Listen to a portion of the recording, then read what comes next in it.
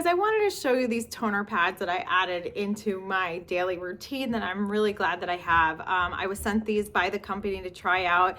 It's something that I've been wanting to add, but just the extra step of adding a toner seemed like a lot, but I'm really happy that I have these, and the way that it is, it makes it really simple. So it's just like another anti-aging thing that I'm doing after I clean my face. You can see it comes with these little, you take these little pads. This is paraben free, alcohol free, fragrance free. So I have super sensitive skin. I have rosacea, so I'm very particular about what I use, but I'm finding that this is just helping with like texture and pores, as well as like a really good way for me to exfoliate.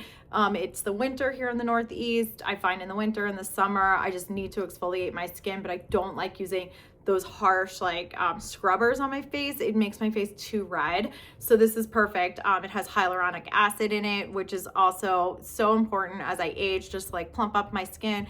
Witch hazel, which is always like a go-to for a toner. So you have one side that's going to be bumpy and one side that's smooth. So the bumpy side is going to help exfoliate, and then the smooth side is really going to help get the serum into your skin.